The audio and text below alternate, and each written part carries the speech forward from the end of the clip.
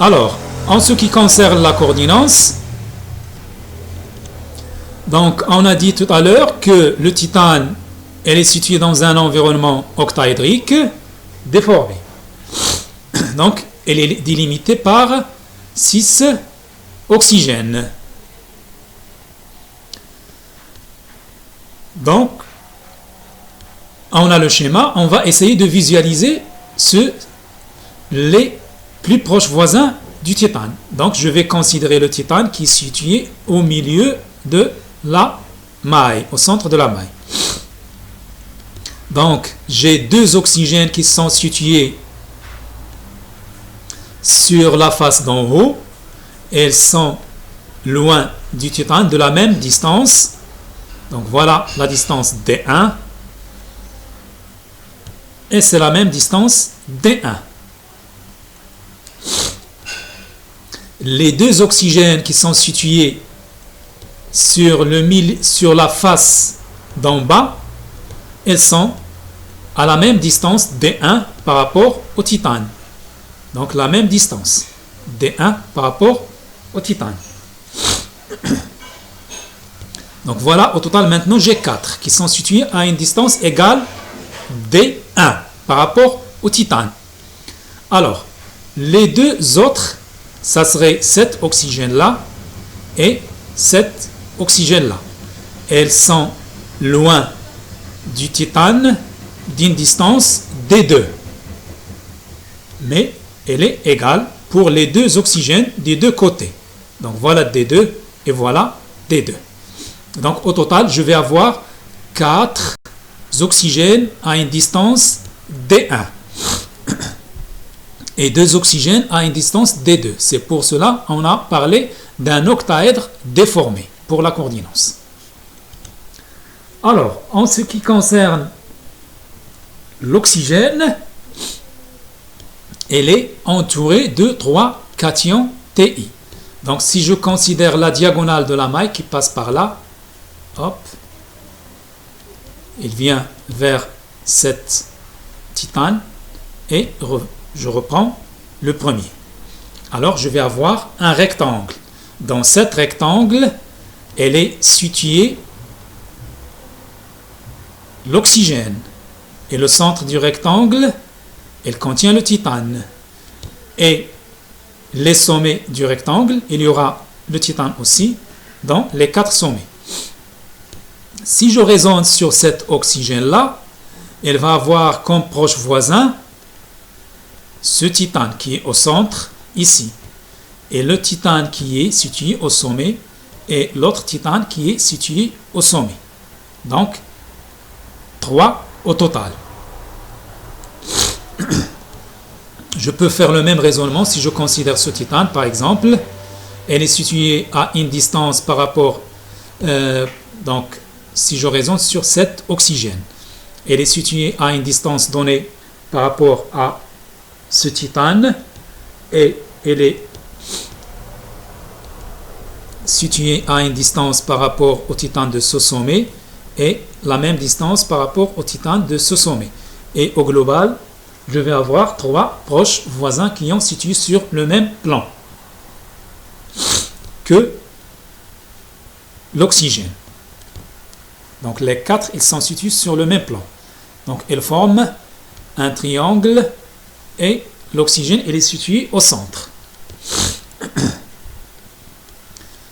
Donc si je raisonne sur les HKL, donc le rectangle sur lequel j'ai fait le raisonnement qui contient le titane, l'oxygène et les 3 titanes, donc il sera situé sur le plan avec les HKL 1, 1, 0.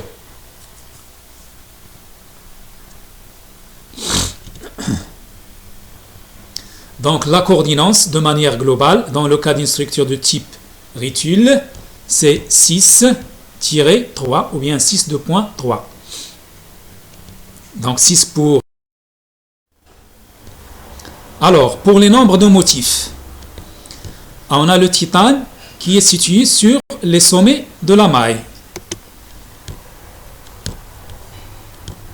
Donc le titane situé sur le sommet de la maille.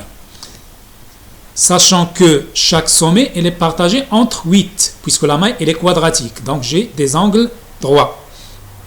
Donc les sommets ils seront partagés entre 8 mailles. Donc 8 fois 1/8. Plus un titane qui est situé au centre de la maille. Donc au total je vais avoir 2. Alors pour l'oxygène, j'ai 4 oxygènes qui sont situés sur les faces. Sachant que chaque face elle est partagée entre 2 mailles. Donc je multiplie 4 fois 1/2. Et j'ai 2 oxygènes qui sont à l'intérieur de la maille. Donc au total, je vais avoir 4. Donc pour une maille, je vais avoir 2 titanes et 4 oxygènes. Donc je me permets d'écrire. Donc je vais avoir TiO2O4.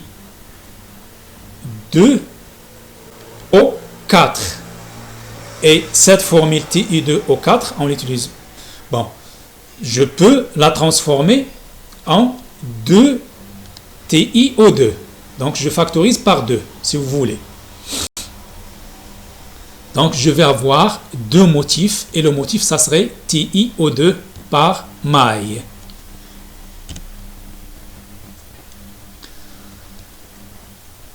Voilà un certain nombre de composés qui cristallisent dans la même structure que TiO2, donc la structure de type rutile, et l'exemple type c'est TiO2. Alors, quelques composés, donc les fluorures MF2, avec M, ça peut être égal à Mg, Cr, Mn, fer, le cobalt, le nickel, cuivre ou bien le zinc. Les oxydes tétravalents, donc le MO2, avec M, ça peut être le germanium, le SN, le titane, le vanadium, et ainsi de suite. Donc, une remarque pour les conditions géométriques de stabilité de cette structure rutile. Puisque le cation elle est située dans un environnement octaédrique, on va pas faire la démonstration, mais on va considérer que la structure est la même que celle de la structure NaCl. Donc, elles vont avoir les mêmes. Donc, une remarque avant de terminer ce chapitre. Donc, dans le cas où on a un composé AX, BY. Donc, il existe une relation fondamentale entre les coordinances des deux ions.